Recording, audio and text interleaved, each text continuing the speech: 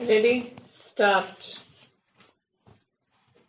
One of the greatest barriers of democratizing Indian society is the whole gap between educational facilities for the children of the elite and those for the children of the deprived and weaker sections of the community. These discrepancies give rise to different cultural values, to widespread frustration and discontent, while at the same time perpetuating the social chasm which makes a mockery of our democratic aspirations.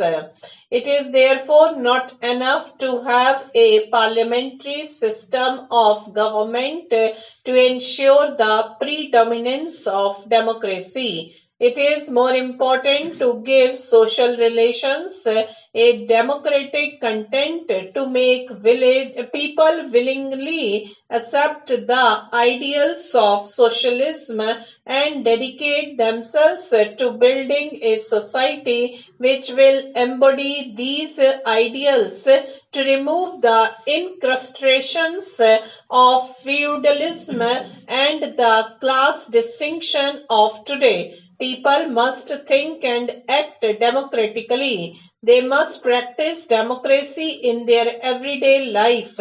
Thus, we see that democracy is not only the formal freedom to elect legislatures on the basis of adult franchise every 5 years or so. Much more importantly, it means equality of opportunity for all.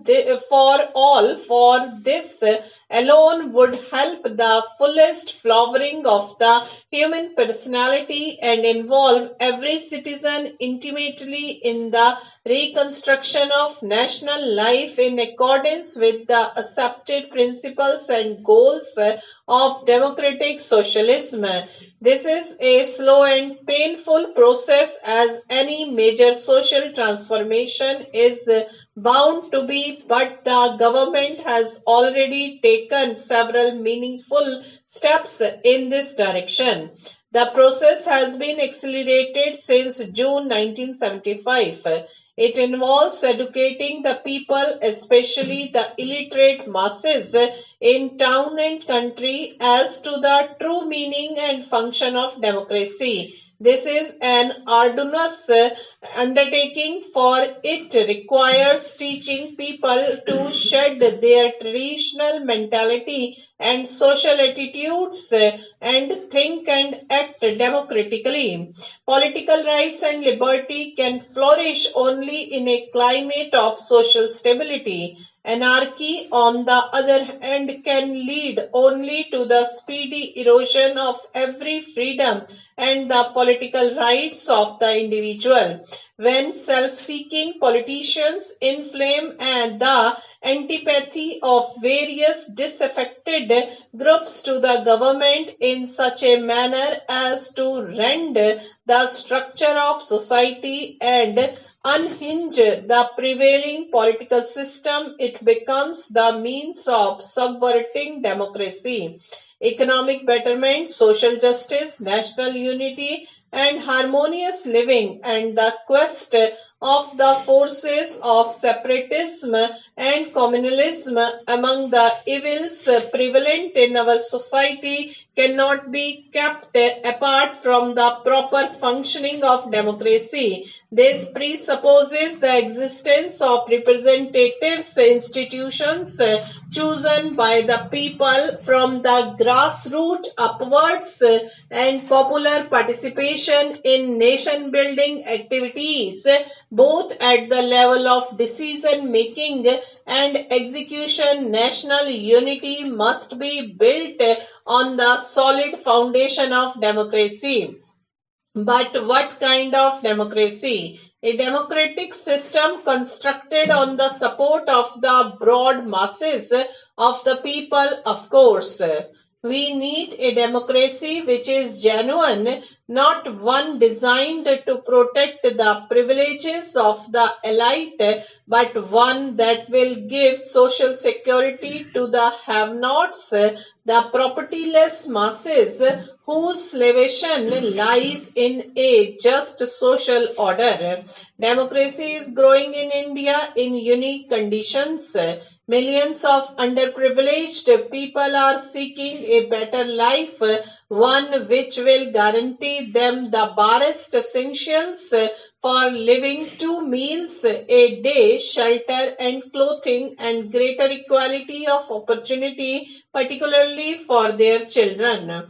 To them, democracy must be manifest, not an abstract principle. The underprivileged millions are helping elect governments and participating in the governmental processes to realize their aspirations. It is therefore necessary to strike a balance between the political rights of the individual and the economic and social rights of the people in the mass. A government pledges to defending and enlarging the democratic way of life is obligated to remove all obstacles to the continuous participation of the people in the economic, social, and political processes which influence their destinies. In Mrs. Gandhi's world, the great national task we face makes it necessary to evolve a political system in which the right balance is struck, in which the essence of freedom is maintained, while conditions are created for a high level of social disciplines and economic progress. In conferring rights on those who have so far been denied them, it is necessary to curtail the rights of others. The overprivileged minority must surrender some of its privileges for the sake of the vast underprivileged majority.